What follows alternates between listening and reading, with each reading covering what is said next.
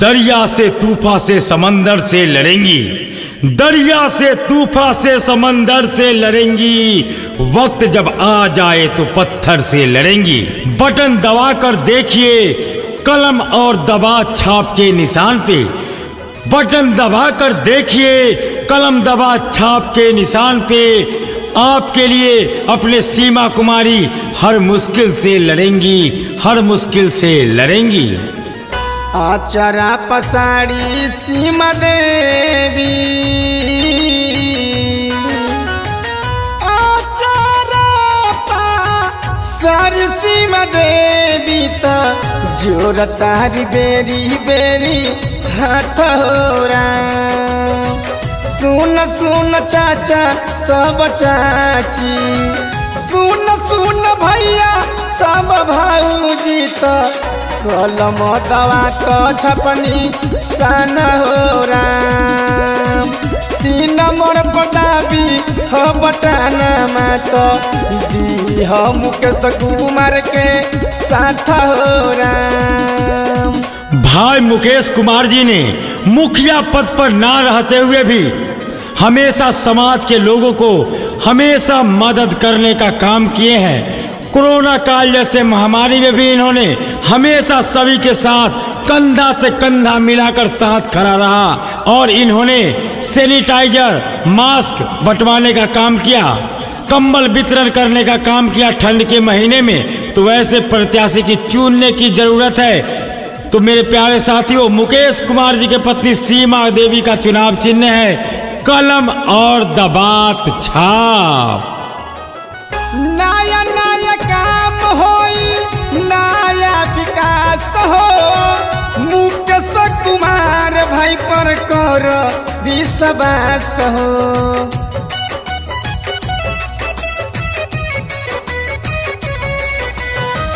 नया नया काम होई, नया विकास हो, मुकेश कुमार भाई पर कर विश्वास हो।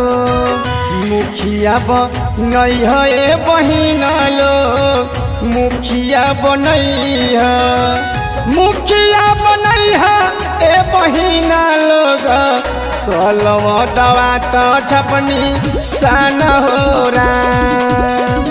3 नंबर पटाबी हो बटाना में, 3 नंबर पटाबी हो बटाना माता जोर तारी बेरी बेरी हाथ हो राम।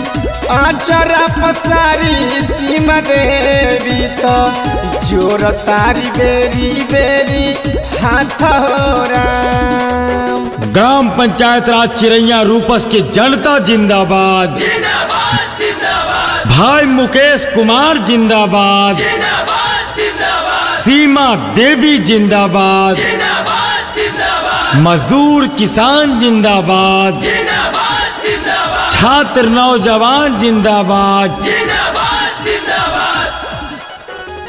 याद करी हो चाचा चाची रहे शीतलहारी, घर घर बटाइल रहे नया नया कमरी।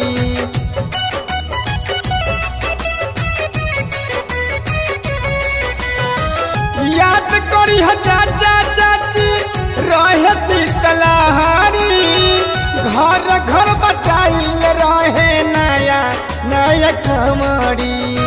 समाज सेवी मुकेश भैया, मुकेश कुमार भैया, समाज सेवी मुकेश भैया के अमरी मुखिया बनई हो राम।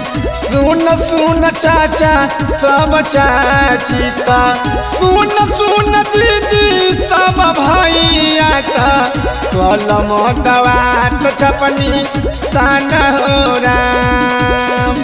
3 नंबर पटाबी हो बटाना दी हो सब मुकेश भैया के साथ हो राम। ग्राम पंचायत राज चिरैया रूपस की जनता जिंदाबाद, जिंदाबाद जिंदाबाद। भाई मुकेश कुमार जिंदाबाद, जिंदाबाद जिंदाबाद। सीमा देवी जिंदाबाद, जिंदाबाद जिंदाबाद। मजदूर किसान जिंदाबाद, जिंदाबाद जिंदाबाद, छात्र नौजवान जिंदाबाद, जिंदाबाद जिंदाबाद।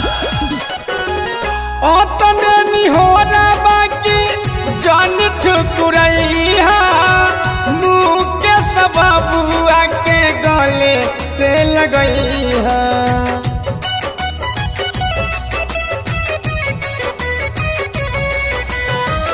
ओतने निहोरा बाकी जान ठुकुरैया, श्रीमद भी के अमरी मुखिया बनैया। कौन सके सुनी लो बयानमा, सुनी लो बयानमा, कौन सके सुनी लो बयानमा। कलम दवा तो छपनी सन हो राम, 3 नंबर पदाबी ह बटानामा, 3 नंबर पदाबी ह बटानामा। सुन सुन जनता भागा बान हो राम, आचरा पसारी सीमा देवी दीह सब मुकेश भैया के साथ हो राम। SMW studio Hajipur. किसी भी तरह के विज्ञापन बनवाने के लिए संपर्क करें गायक गणेश दीवाना कंचनपुर।